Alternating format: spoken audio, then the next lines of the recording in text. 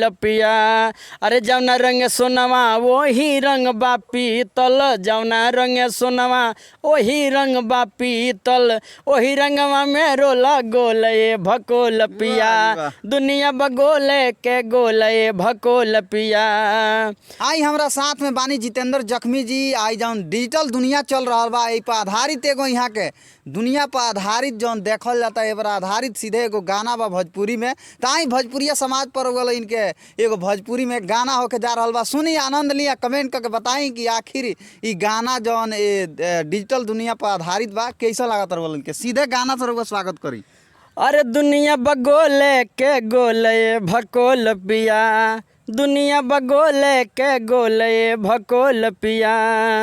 अरे जौना रंग सुथनी वही रंग बाया आलू, जौना रंग सुथनी वही रंग बाया आलू, वही रंगवा में तिरक कोले भकोल पिया। दुनिया बगोले के गोले भकोल पिया।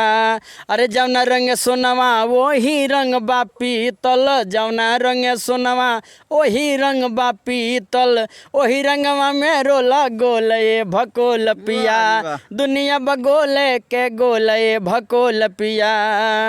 अरे जौना रंग परवल वही रंग बा कुनरी, जौना रंग परवल वही रंग बा कुनरी, वही रंगवा में तिरक कोले भकोल पिया। दुनिया बगोले के गोले भकोल पिया। अरे दुनिया बगोले के गोले भकोल पिया।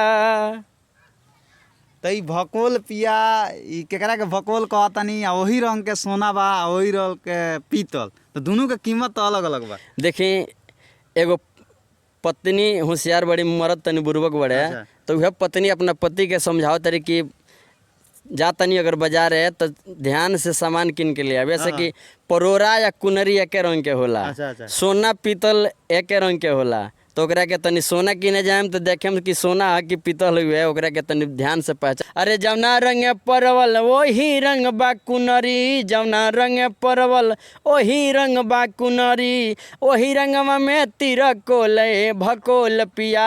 दुनिया बगोले के गोले भकोल पिया। अरे दुनिया बगोले के गोले भकोल पिया।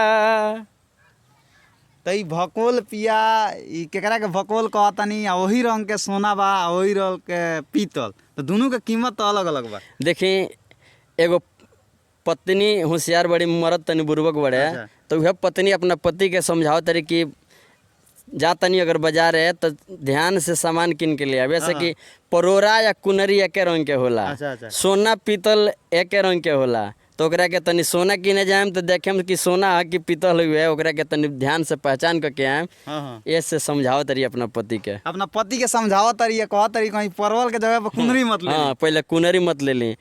आ उ कह तरी कि जौना रंग यलुआ वही रंग बसुथनी। अरे जौना रंग यलुआ वही रंग बसुथनी, आ वही रंगवा में बटे ओले भकोल पिया। दुनिया बगोले के गोले भकोल पिया। तमाम हमारे दर्शक लोग जुड़ल बा लोग। लास्ट में रउआ का कहे रउआ गाना कौना चीज के आधारित पर गौले बानी, आखिर एकर उद्देश्य का बा? गाना के उद्देश्य यह बटे कि कहीं भी बाजार जाई, कौन सामान खरीदी तो ओकरा के जान पहचान के खरीदी। आज अपना पत्नी के तनी बात मानी, कभी भी मानल जाला। डिजिटल दुनिया बा, कहीं ठगा मत जाए। जैसे मान ली कहीं फ्लिपकार्ट पर ऑर्डर कैनी आ पत्थरे भर के लिया के दे दिल, ऐसा डिजिटल जमाना में बाटे। तो मतलब कहीं भी जाई तो सोच समझ के बाजार करी, आ ओकरा निरीखी पर रखी। जो ऑनलाइन मार्केटिंग होता है लोग ठगाई हो जाता महाराज। मान ली कि मांगल जाता जीन्स तो लिया देता रहा पुरान फाटल जीन्स, हम ही ठगा कर निकाली। मान ली फेसबुक के माध्यम से देख के हम ही मान ली कि इतना होशियार बनी चाहे बुर्बक बनी, लेकिन तभी भी हम ऑनलाइन कैनी, ओकरा बाद भी ठगा गई।